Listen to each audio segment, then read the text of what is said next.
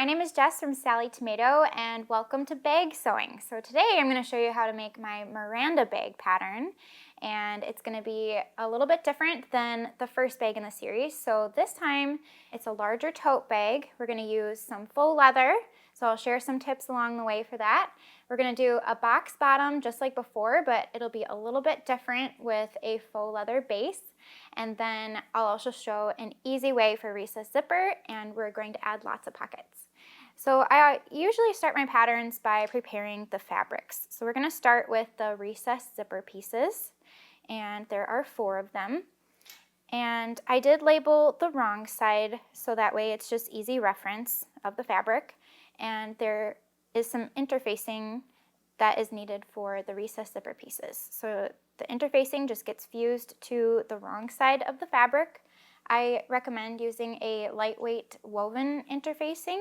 It has a lot of nice body to it and just adds a little bit more stability to the recessed zipper pieces. So you're just going to simply center it and fuse it with your iron. And reference the manufacturer's instructions for fusing the interfacing. So that's all there is to prepare those pieces. So your recessed zipper pieces can be set aside. Next, you're going to grab your straps. You will have 4 pieces for your straps, so start with just 2. So I recommend grabbing some double-sided basting tape. So there's a couple different brands out there. This one is a 1/4 inch wide, and it's sticky on both sides. It comes in handy for bag making. Working with the thicker materials, you'll want to have some different tapes and glues on hand. So it comes in handy for these straps. So you're going to take the tape and apply it to the wrong side along the entire length of the strap.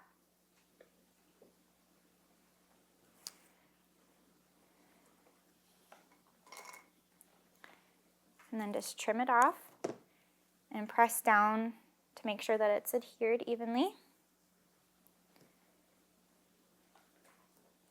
And then you can just peel off that paper.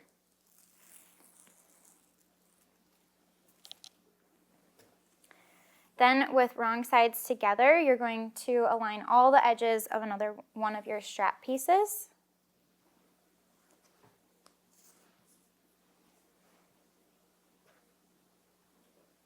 So just make sure everything's nice and even and the short edges are lined up, and just stick it together. And this tape will not gum up your needle, so you can sew right through the tape. So after those are stuck together, you can add some wonder clips if you'd like, but the tape is really secure. So I'm just going to head right over to the sewing machine, and you're going to top stitch an 1/8 inch from each long edge.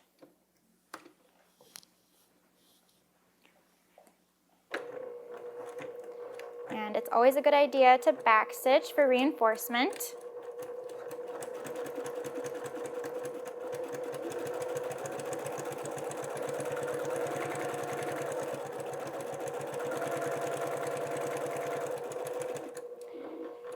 And the faux leather is working really well with this foot. It's not sticking, but if you're finding that your presser foot is sticking to the fabric and it's causing some bunching or wrinkling and it's pushing it along, then you can switch over to a Teflon foot, and that'll help the fabric feed through smoother.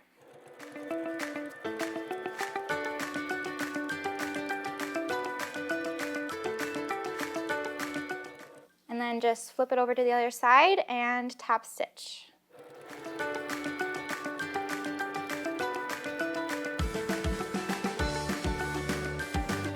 So then you'll repeat to create another strap with your remaining 2 pieces, and then we'll start on the front pocket.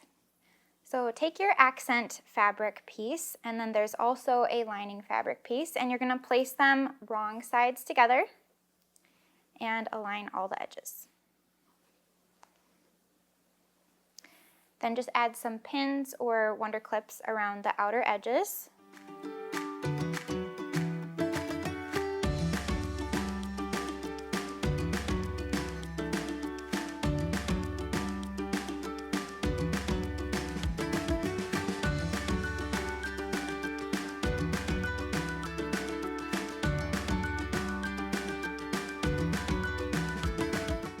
Then you're going to baste around all 4 sides with an 1/8 inch seam allowance to hold those layers together.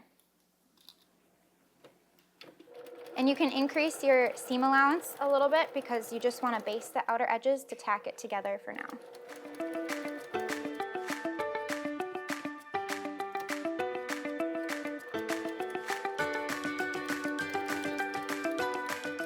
So here's what it'll look like when it's done, and I've already went ahead and marked a horizontal line down from the top edge according to the pattern. So you'll just take your ruler and measure down and mark. Then you're going to grab some of your basting tape and apply it just above the marked line.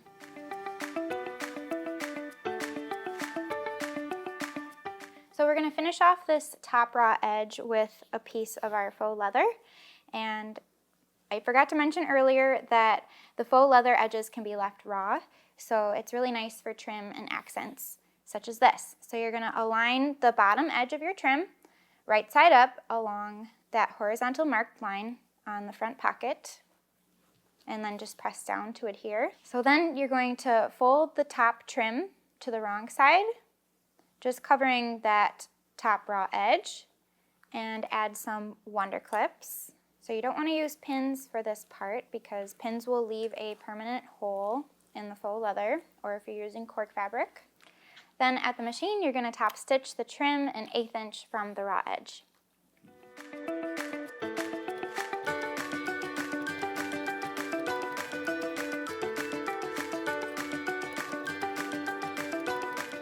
So here's what your front pocket should look like so far, and this piece can be set aside for the moment.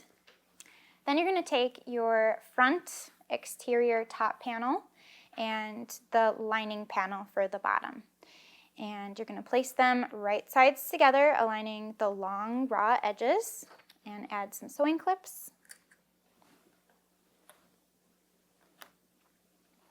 And then sew together with a 1/4 inch seam allowance.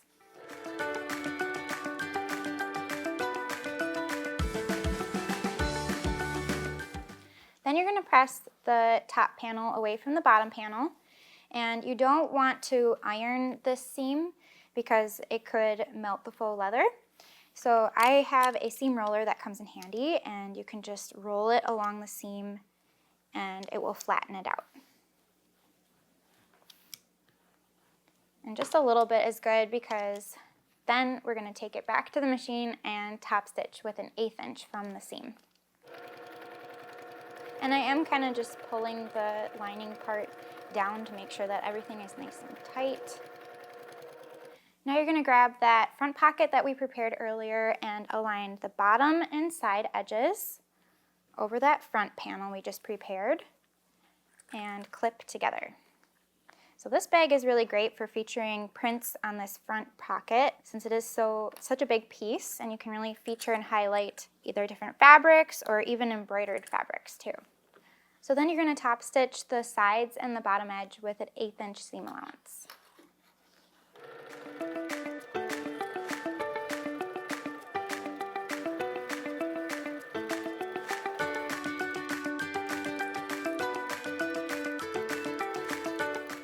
So next you're going to grab a piece of foam, and like I mentioned before, foam is great for bags. It's super lightweight and adds some nice stability. So you're going to place the front panel that we just prepared right side up over the foam and align the bottom and side edges. And you're going to notice that the foam is cut a little bit shorter than the top front panel. And the reason being is so that way later on when we go to top stitch around the top edge of the bag, it's not as bulky. So we have the stability we need, but then that's shorter than the seam allowance. And that'll be a little bit easier to sew through. So align the sides and bottom edges and clip together.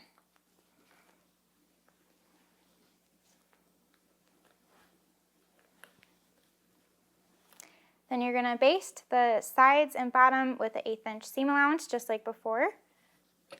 And I'm just going to start at the very top edge so that way I make sure to catch the top edge of the foam.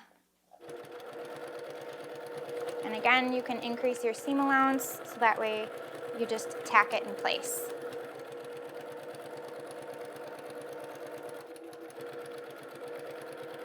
So next we're going to take the ruler and a removable pen or chalk, and we're going to mark a vertical line up the center of the bag. So I usually just position the bag front on my cutting mat, and then I'll mark the center.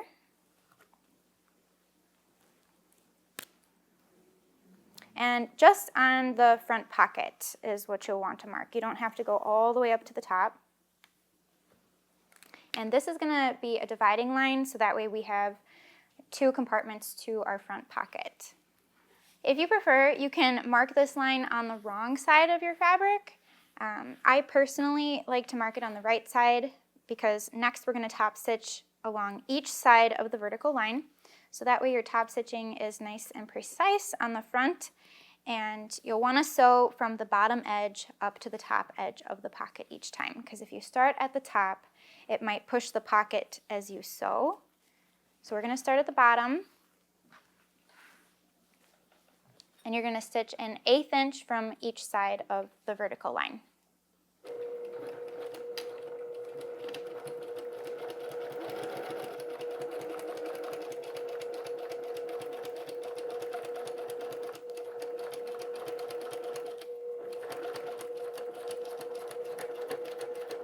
And make sure you backstitch at the top, so when you go in and out of the pocket, you want that extra reinforcement. And then we'll repeat for the other side. So the pattern says that you can mark and stitch all the way up to the top edge if you'd like. Otherwise, you can just stitch up to the top edge of the pocket and backstitch like I did. So that is all for preparing the front of the bag, so this piece can be set aside. So next you're going to take your exterior back piece and then your remaining piece of foam for the back panel. And just like before, you're going to align the bottom and side edges and sew just the sides and the bottom with the 1/8 inch seam allowance to base those together.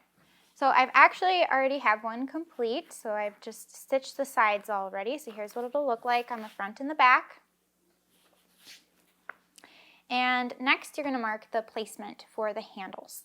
So I've already went ahead and measured down from the top edge and marked a horizontal line. I just marked short little lines, but you could certainly mark all the way across if it's a little bit helpful for you. But I just marked little lines since these are where the straps are going to be installed. And then you're going to measure in from each side edge and mark a vertical line. And I've just marked with chalk, so that way after I stitch, I can just wipe it away with a cloth. So now you're going to take a strap. So here's one of the finished straps and some of the basting tape. And we're just going to cut a small piece and apply it to the bottom edge of each end of the strap. And you can reference the pattern for all the measurements for the placement and positioning. Then you can take off the paper.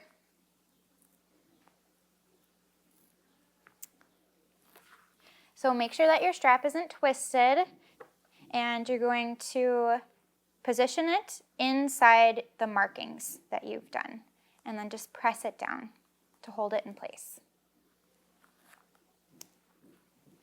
So then you're going to take this over to the machine and top stitch a rectangle on each end of the strap. And you want to sew with an 1/8 inch seam allowance.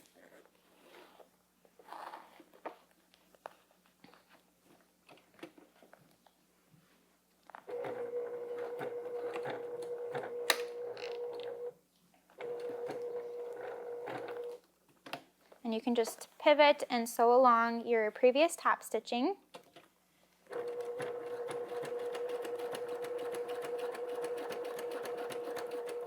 And then you want to stop sewing according to the pattern. So reference the pattern for all of the measurements. And at the top, I do like to back stitch across just for reinforcement. And then continue sewing down the opposite side.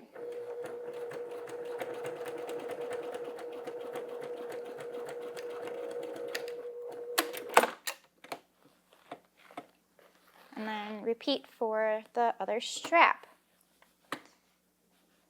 And this time I'm going to start at the same height as the other rectangle on the other side. But you can start wherever you like, whatever is most comfortable and feels most natural to you.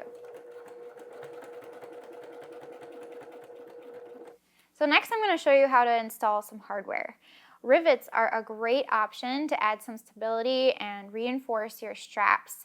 They're also great for other types of straps and reinforcing thicker seams that you can't sew through. So this is a perfect spot at the end and also at the top of each strap, wherever you want to install a rivet or multiple rivets. So in the package, there are 2 parts to a rivet. And I have some set aside here to show. The rivets we offer have a cap on both ends, so they look great from both sides. So you can install them on your finished bag as well. So now's a great time to add the stability before the recessed zipper is in. And to set the rivets, I'm going to be using a set of hand tools. So it's really simple to do. There are other options out there if you don't like the hand tools, but this is easiest for me. And you'll also want a rotary punch. This is super helpful for cutting the holes, and it's also very useful for a variety of other types of hardware, which I'll show you when we install the purse feet in a minute. So it's really simple to just rotate the top of the rotary punch to the size hole you want. And you can kind of test which size hole by taking the post of the rivet and lining it up. And you'll want it to be about the same size because you'll want a nice snug fit. So I'm actually going to go with the smallest hole.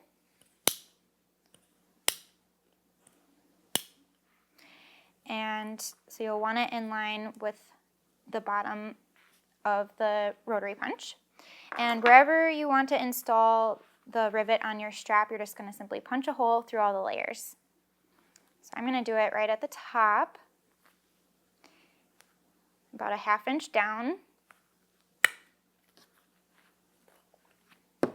And you can kind of clean it up a little bit. Some of the foam came through, and just make sure that the hole punched all the way through. And I'll do the same for the other side. So if you don't have a rotary punch, you could certainly use a seam ripper to cut a small little slit, but it's going to be a little bit more challenging to poke all the way through the layers because you want to go through all the layers of the leather and through the foam layer as well. To select the proper size of the rivet, you'll want to make sure that the post doesn't extend more than an 1/8 inch past your fabric. So you want a really nice tight fit. So I'm just going to poke it through and show you what I mean. So you poke it through from the right side, and on the wrong side, it just barely shows through. So about a 1/16 of an inch or an 1/8 of an inch. You don't want any more than that. So for this project, I'm using a size small rivet, and you'll notice that we're going through 3 layers of the faux leather and then 1 layer of foam. So there are other sizes available if you're doing a thicker strap or a thicker seam, other layers. You can check those out for your project. So it's good to have a variety on hand so that way you're able to test to see which size works best. So then you're just simply going to put the cap on top and push down, and it'll kind of temporarily hold in place and snap together, which is nice because then you can align your tools. So start by taking your anvil, and you'll notice that there's an indent in the center, and that's for holding the rivet in place and maintaining its shape so that way it doesn't get scratched and it sets properly. So you'll just simply place the rivet into the center indented area, and then you're going to grab the setter and make sure that you're using the concave side. So one side's flat, and you'll want to use the side that's scooped in the middle so that way it keeps the shape of the rivet. So you're just going to place that side on top, and then you're going to take a hammer. And it can just be any hammer, something that's heavier duty, the better, because then it's the less that you have to pound down on the rivet. So let the hammer work for you. And you're just going to hold the setter straight up and then hit it bluntly on the top. Okay, so just a couple times. And here's what it looks like when it's installed. So don't be afraid of rivets. They're really easy to do, just a couple of steps, and it adds a lot more security and some extra embellishment. So I'm going to go ahead and set the other side.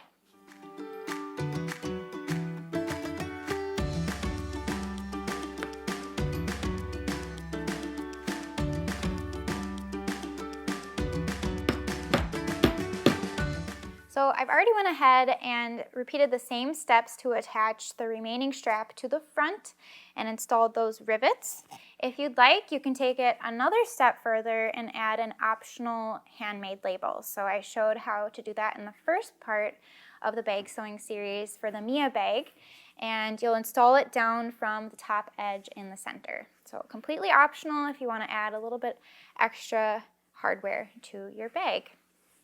All right, next you're going to take your base pieces. So there's a piece from the faux leather and your foam. And with the right side up, you're going to center the contrast base over the foam. And you'll top stitch all 4 sides with 3/8 inch seam allowance. And I already have one done. So here's what it'll look like after stitching. And on the back side, to help reduce some of the bulk, I went ahead and took my scissors and just trimmed some of the bulk close to the stitches. But just be careful that you don't catch your main fabric or any of your stitching. So just trim back a little bit more, and this will help reduce some of the bulk in the seam allowance. So you can just trim all the way around, and I've already went ahead and done most of the trimming. So another step further, if you want to add purse feet, you're going to measure in from each of the long edges and mark a horizontal line across. So we're going to mark the placement for the purse feet. And then you're going to measure in from each of the side edges and mark a vertical line. So where those lines intersect, that will be the placement for the purse feet. So all the measurements are in the pattern if you want to install those. So I'm going to grab my rotary punch again, which will be super helpful for installing this hardware, and then the bag feet. So each foot comes with a washer, and that will hold the foot in place. So I already have my placement points marked, and you want a really tight fit for the hardware. So I have my rotary punch set to the smallest setting that we use for the rivets. I'm just going to leave it and can punch through all the layers. And purse feet are nice just to add a little bit of lift to your bag to keep it clean. So these are super easy to install. You're going to take a purse foot and push it through, push the prongs through from the right side to the wrong side, and flip it over so the wrong side is face up. Grab a washer, place it over the prongs, and then bend the prongs away from the center. When installing any kind of hardware, it's always a good idea to add some permanent glue to the wrong side. I usually use E6000 or Loctite glue, and just adds a couple drops, and that way when you're using your bag and things are shifting and bending, there's pressure on the hardware, it's very tight and secure in place. So you'll repeat for the remaining feet.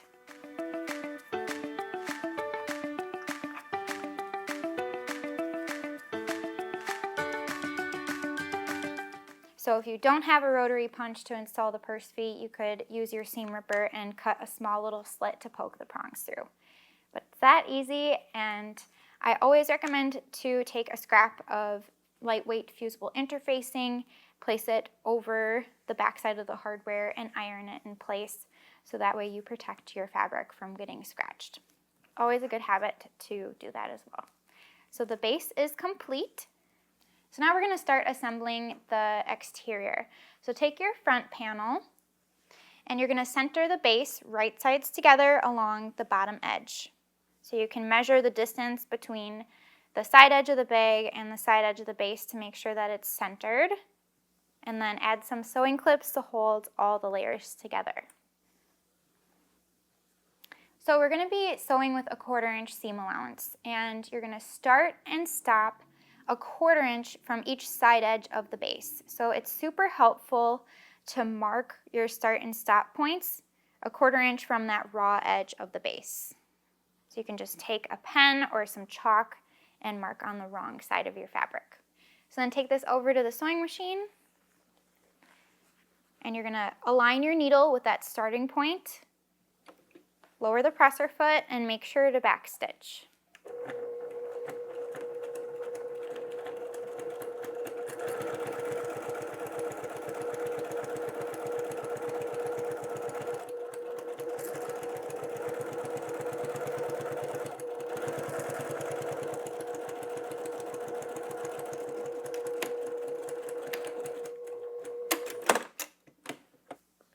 So I stopped sewing at that mark that I made, and then you're going to fold the base away from the front, so the seam allowance will be towards the base, and you can just finger press it down, because we're going to stitch it right away, and you're going to top stitch an 1/8 inch from the seam just sewn, starting and stopping a 1/4 inch from the side edges, just like before.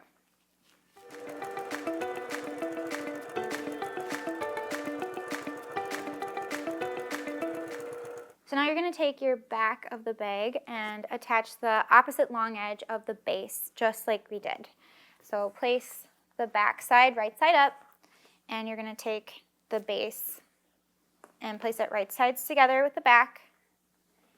And a good indication that the base is centered is you also want to make sure that the side edges are aligned of the front and the back panels now. And then align the bottom raw edges and clip in place. I'm going to take my marker and mark that 1/4 inch start stop line just like before, and then sew together starting and stopping at those lines with a 1/4 inch seam allowance. And I'm sewing with a size 80-12 universal needle. You could also use a denim needle for sewing through these thicker layers. Or if you're using cork fabric, Microtex is always my go-to needle because it's really great for puncturing through all the thicknesses.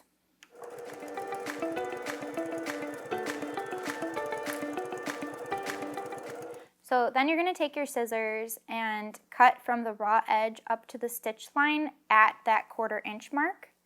And this will help when we box the corners later on. So just do a small little snip. Be careful that you don't cut through your seam allowance.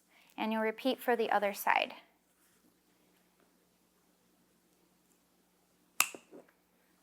So then you're going to fold the back panel away from the base so the seam allowance will be towards the base just like before. And we'll top stitch an 1/8 inch from the seam, starting and stopping at that 1/4 inch mark. And you could certainly remark or just go a little bit beyond that 3/8 inch stitching from attaching the foam earlier.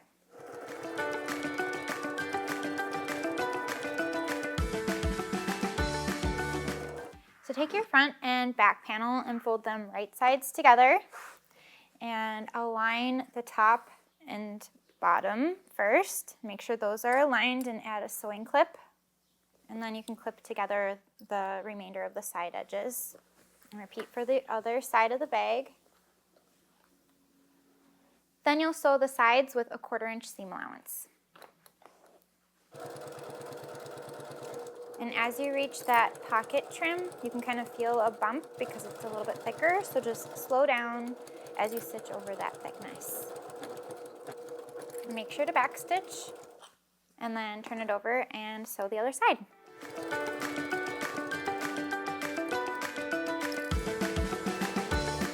Now we're going to box the corners. So similar to before, we're going to separate the layers and align the raw edges. So the side seam should land at the middle of the base, and those cut corners will help, or where we cut earlier on the seam edges will help the corners and the seam allowance lay flat. So just add some sewing clips and repeat for the other side.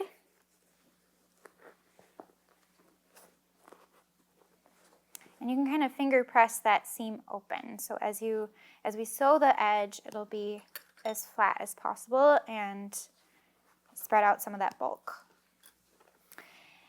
And then you're going to sew each of the corners with a 1/4 inch seam allowance. So as you position it underneath the machine, feel free to squish your bag as needed so that way you can access that corner edge. And what's nice about the foam is it'll just bounce back into shape. So feel free to mold it as you need to and make sure it's out of your way.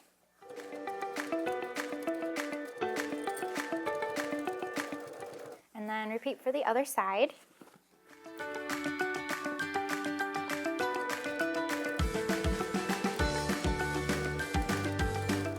So after your corners are sewn, we can turn the exterior right side out.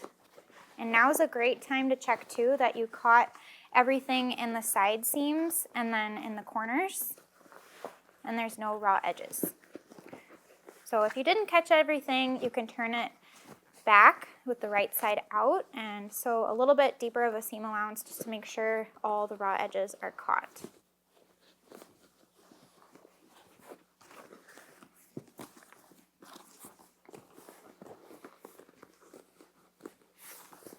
So this gives you a preview of how your bag is going to look. Next, we're going to work on the lining and the interior pockets.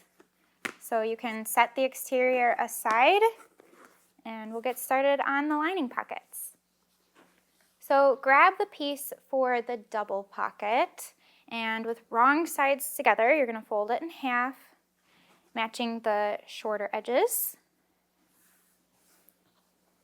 And make sure that all the side edges and the raw edges are aligned and smooth it out. And we're just going to press that top fold flat. So I do have contrasting thread which matches the exterior in the machine right now. So if you have a lighter lining or a different color, you might want to switch threads. I'm just going to stick with the contrasting thread so that way you can see my stitching. So you're going to top stitch a 1/4 inch from the folded edge. So then you're going to mark a vertical line in the center of the pocket. So I'm just going to line it up on my cutting mat. And I'm using a removable pen. Just mark the center. And take one of your lining panels with the right side face up and position the double pocket on top of it, aligning the sides and the bottom edges, and add some pins. And if you're sewing with a pattern that doesn't have pockets on the inside, some of these basic lining pocket techniques are good that you could add to other patterns and adapt them if you like the additional storage. So now we're going to take this to the machine. I'm going to start sewing along the side edge across the bottom. And once I hit that vertical line, I'm going to sew up to the top and then pivot and sew back down to create a division, and then across the bottom and back up the side. And this is with an 1/8 inch seam allowance. So now that I'm at the vertical line, I'm going to pivot and sew up to the top edge of the pocket. And I always back stitch at the top for reinforcement, pivot and sew down.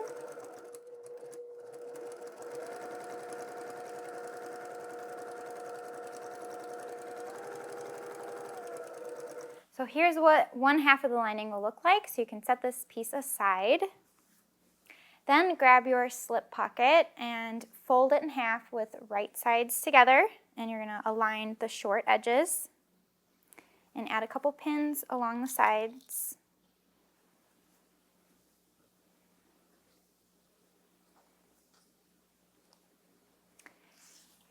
And I always like to start at the raw edge and then sew down the side up to the fold, because if you start at the folded edge, it might cause your fabric to shift. And this is with a 1/4 inch seam allowance.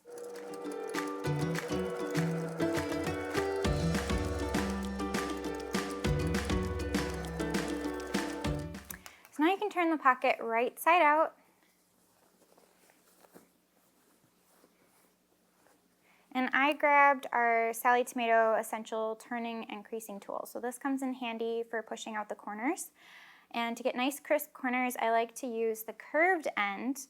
So what you're going to do is take the curved end and guide it along the edge to slowly push out the corners in both directions. And if you use the pointed edge, that could pierce through the fabric and cause a hole. So I always use the curved edge for smoothing the corners.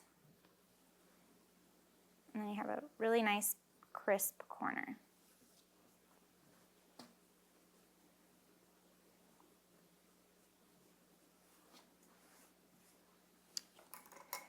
Then we'll take this over to the iron and give it a good press.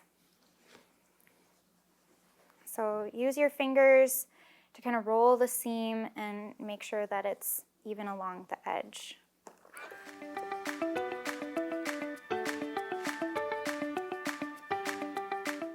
Then top stitch along the folded edge with a 1/4 inch seam allowance. And it's always good habit just to trim your threads along the way. Then grab your remaining lining piece and place it right sides up. And position your slip pocket right sides up in the center. So a quick way to do this, you can have it on your cutting mat, or you can fold the pocket in half and just kind of crease the center with your fingernail or some chalk or a pen. I'm going to do the same for the lining, just along the bottom edge to find that bottom center. Match those up and the raw bottom edges and pin in place.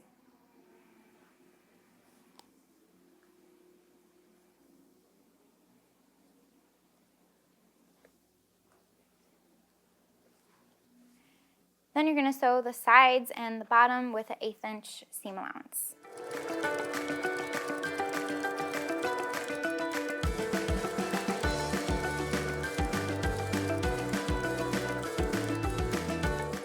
And that's it for the other half of the lining.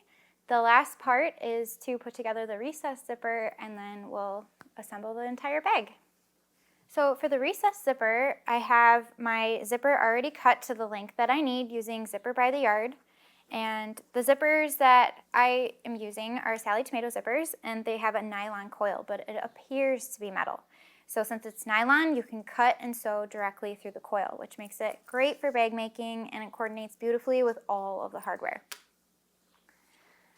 So grab those 4 recess zipper pieces from your lining fabric that we prepped earlier, and we're going to take them over to the ironing board.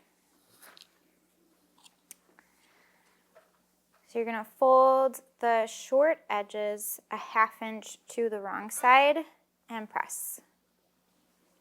And you're going to do this for each piece on each side.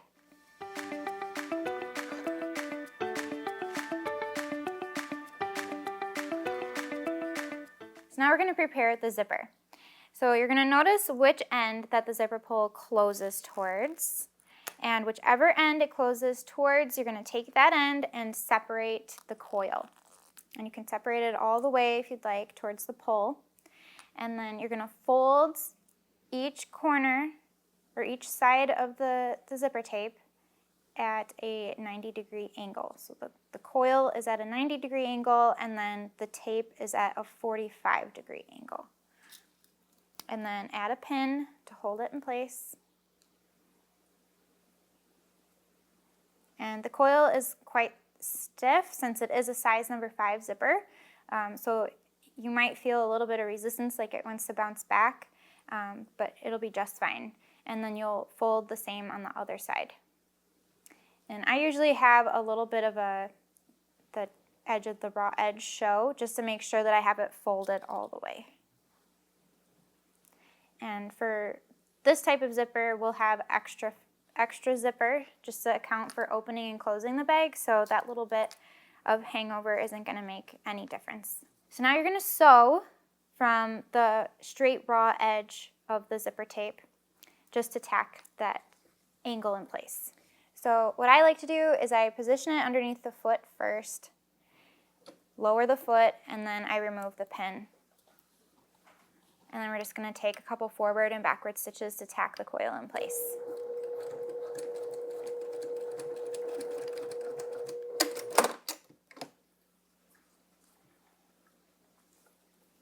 And then repeat for the other side.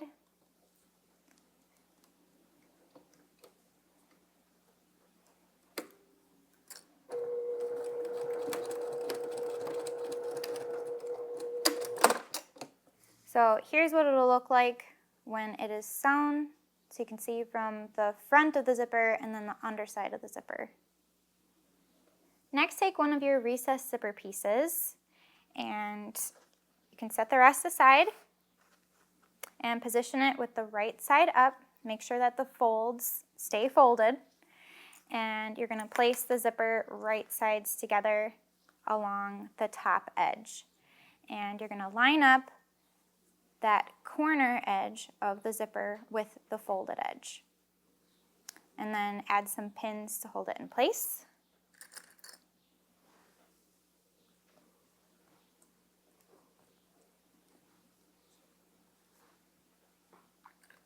And if it's easier, you can unzip the zipper mostly so it'll stay out of the way.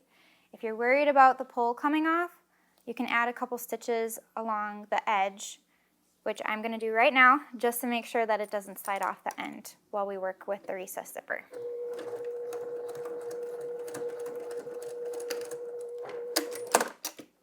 So it just makes it a little bit easier to align with that pull out of the way.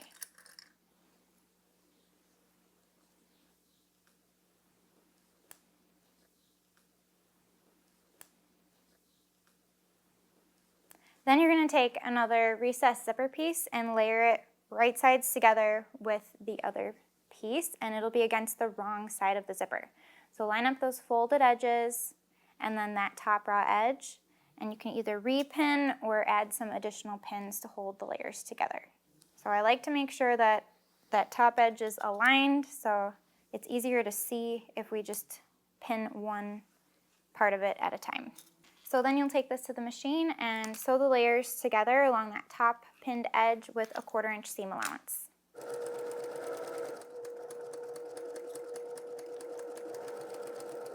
And as you reach the end, just make sure those folded edges are together and stay folded.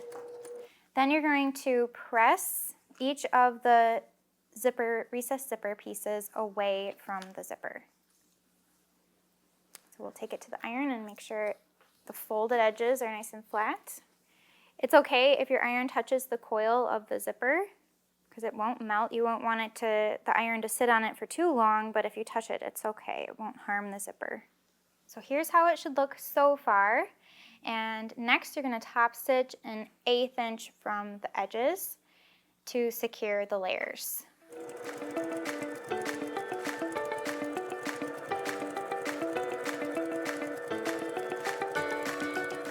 So here's what it should look like after it's all top stitched. I'm just going to zip it up to give you an idea of how it'll look.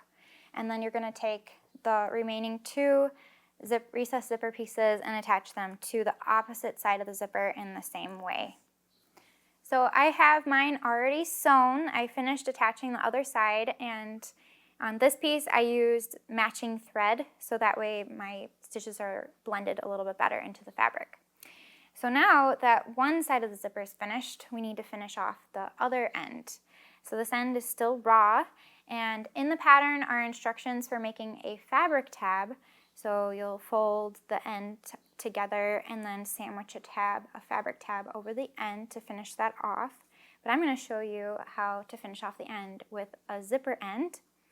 And it's super easy to install. This is what the hardware looks like. So the back side has a screw hole, and then there's an opening which will insert the zipper in.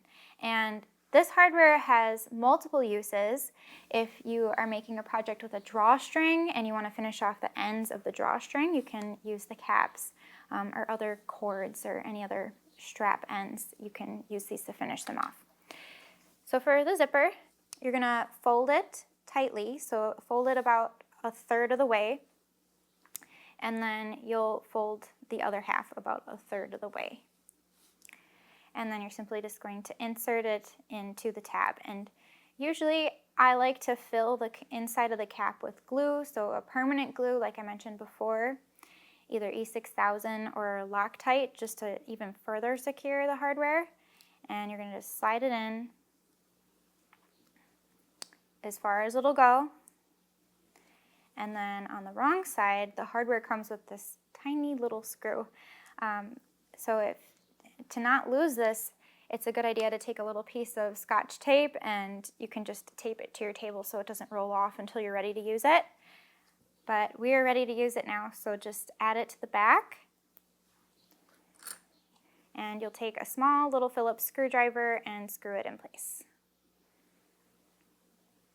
And if you don't have any glue, this screw is really secure. It goes through the coil, so it's not coming off.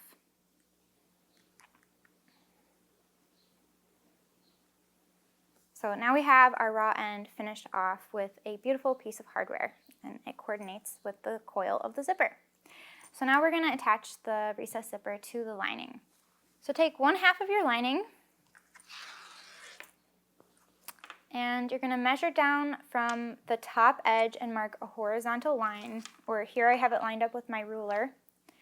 And you're going to center the fabric portion of the recessed zipper in position according to the pattern. And take some pins and pin it in place, so your zipper should be right side up and your lining should be right side up. Then take it to the machine, and you're going to sew it down with an 1/8 inch seam allowance.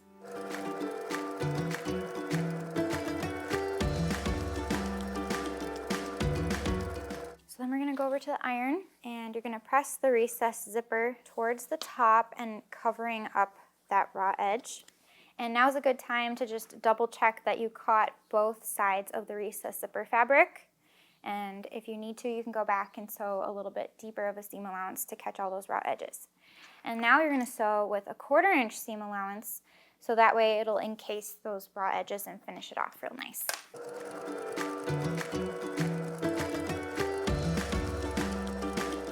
Just going to trim a couple threads.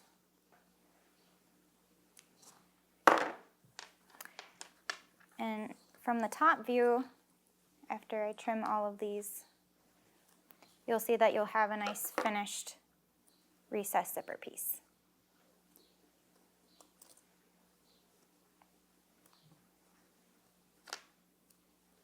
But now you can attach the opposite side to the other half of your lining using the exact same steps. So position your lining with the top edge towards the top.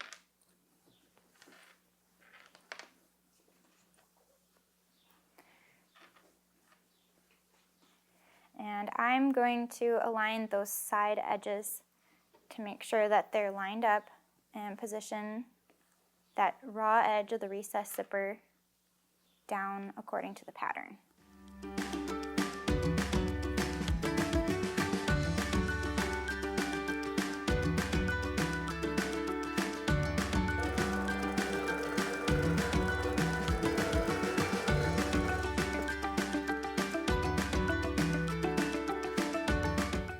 Now we have the other half attached, so just make sure that that stays out of the way and doesn't get tucked underneath as you attach the other side.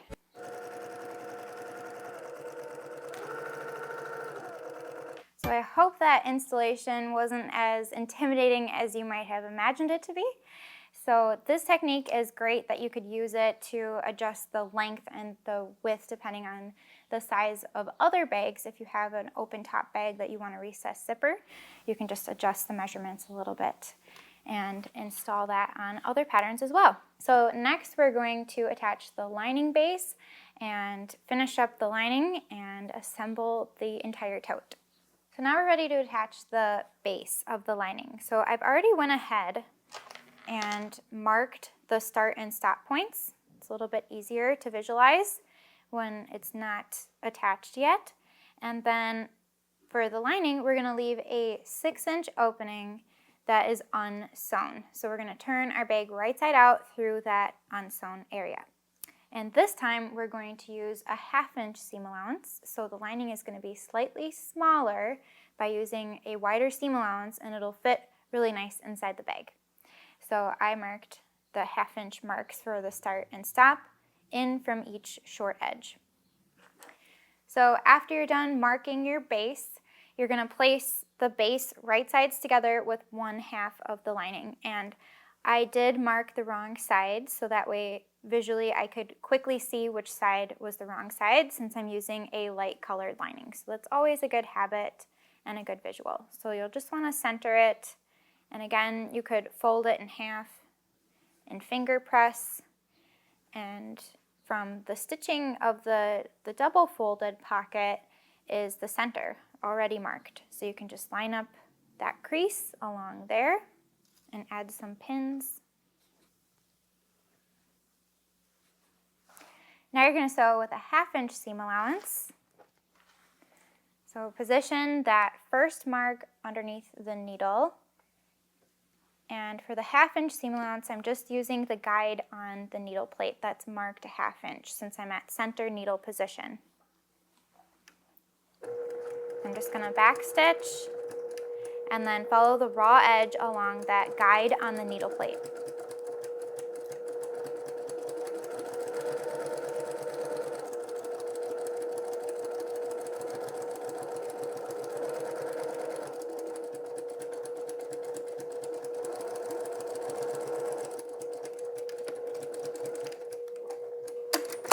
Then you're going to grab your scissors and cut from the raw edge up to the stitching line.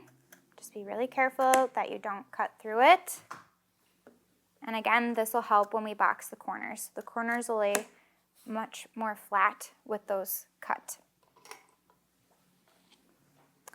And then you can fold it away from the piece of the lining, and that way you're covering the seam allowance. So the seam allowance will be towards the base. And I'm just going to press this real quick over at the iron.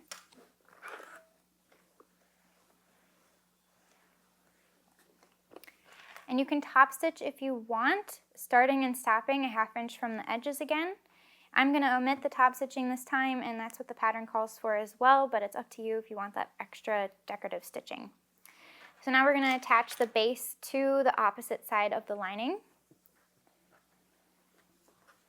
And make sure that your side edges are aligned as well. That's most important, that your side edges are aligned. And then also the raw edges along the bottom. And pin in place.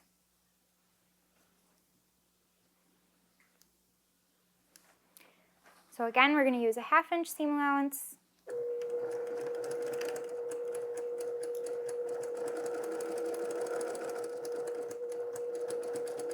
And once you reach the mark for the opening that we're going to leave, make sure you back stitch. Since we're going to turn the bag through this opening, you don't want your seam to pull apart.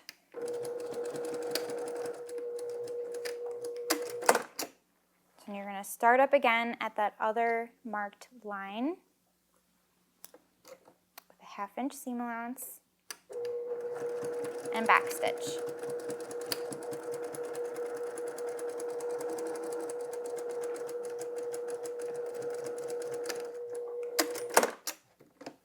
Once more, we're going to trim at the start and stop marks up to the seam. All right, then you're going to align the side edges.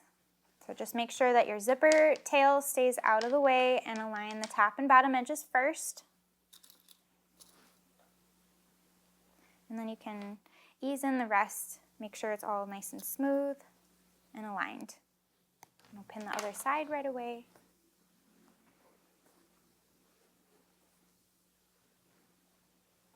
This time we're going to start sewing at the top edge with 3/8 inch seam allowance and then gradually increase your seam to a 1/2 inch wide.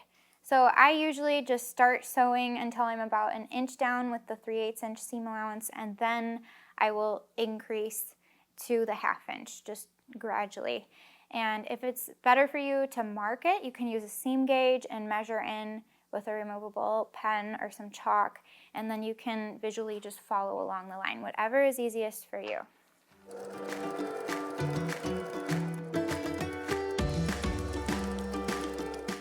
And then repeat for the other side.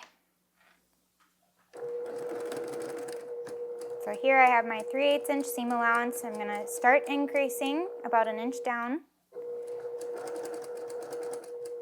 And now it's lined up with the 1/2 inch guide.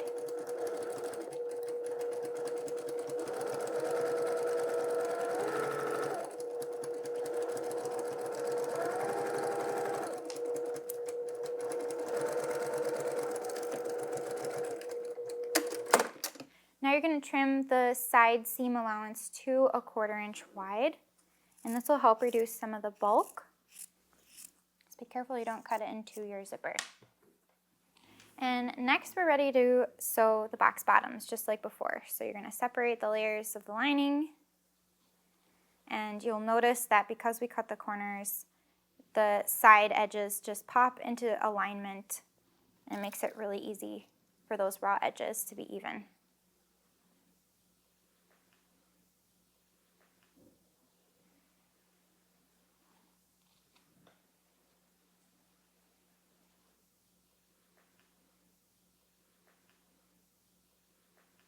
So we're going to sew the sides with a 1/2 inch seam allowance because you want to make sure that you catch that corner edge where we cut earlier.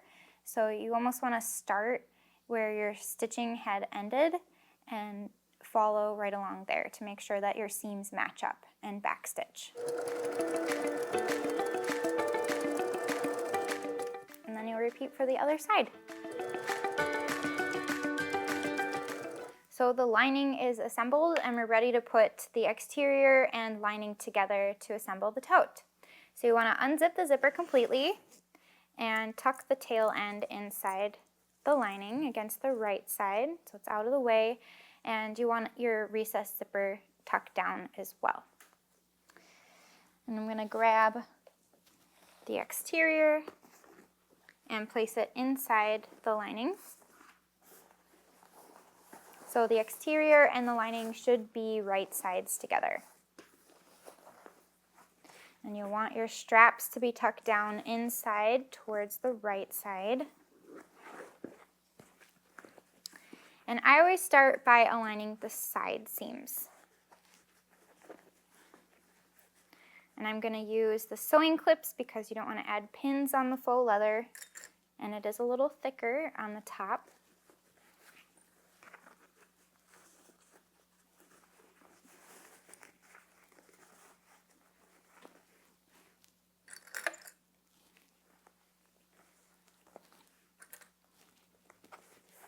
And then you're going to align the top raw edges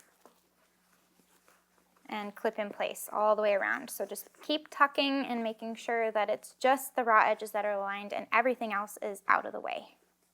And since the lining is a little bit smaller, it's going to be a snug fit with the exterior inside.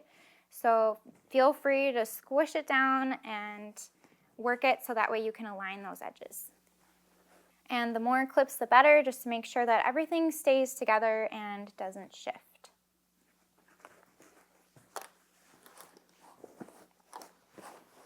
It might even help just to rearrange the exterior more inside the lining. And now we're going to sew around the entire top edge with a 1/4 inch seam allowance. So if you're sewing with a machine that has free arm, you can remove the accessory tray and slide the inside right over the arm of the machine. So I don't have a removable accessory tray, so I'm just going to arrange it as I go, and I'm going to line it up with the 1/4 inch guide on my machine. You can start anywhere that you'd like, just a flat area is easiest, and sew all the way around and make sure to backstitch.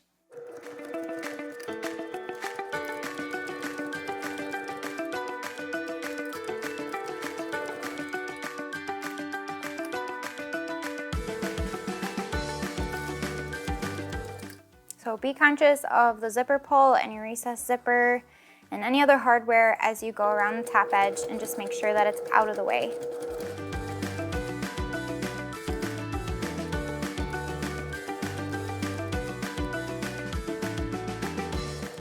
So now we're ready to turn the bag right side out. So just reach into the opening and grab the base of the exterior and pull that through first, since that's the bulkiest part.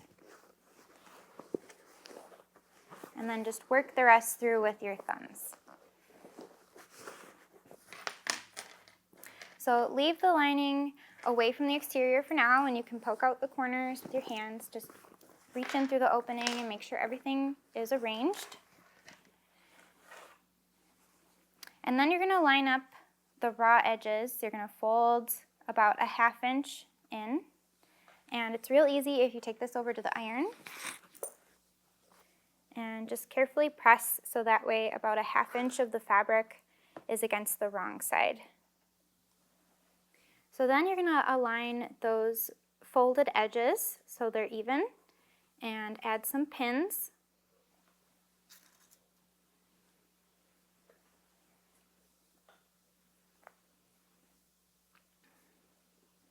And you can hand sew this turning, opening, closed if you'd like to do a whip stitch, but I'm just going to take it over to the machine and sew with an 1/8 inch seam allowance to close it up. And here you would probably want to switch over to a matching thread, so that would help conceal the seam allowance. So I'm just using a contrasting thread so you can see where I'm sewing. So now you're going to push down the lining into the exterior and just arrange it in place. And then you're going to roll the top edge of the seam so that way the lining is in towards the interior slightly, and that'll help finish off that top edge and add some clips. So just work all the way around the outside of the bag, clipping around the entire top edge. And make sure that the recessed zipper is tucked down inside. And then you're going to sew around the entire top edge with a 1/4 inch seam allowance. And I like to start either at the back or a side edge, because if you start in the front, you're going to see your back stitching.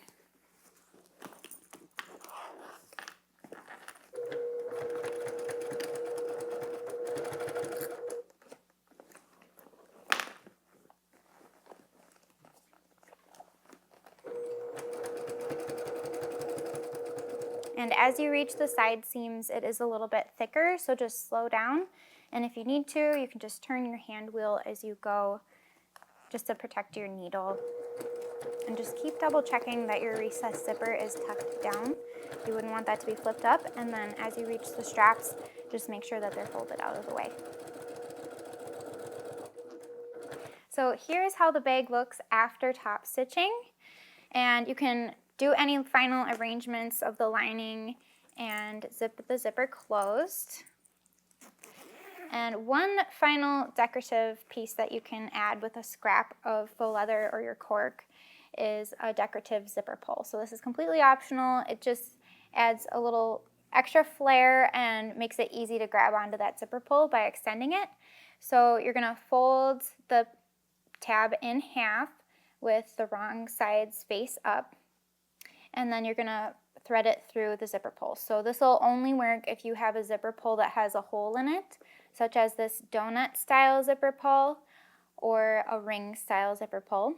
And you're going to thread it through from the underside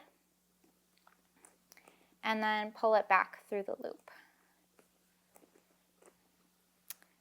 And you can trim the ends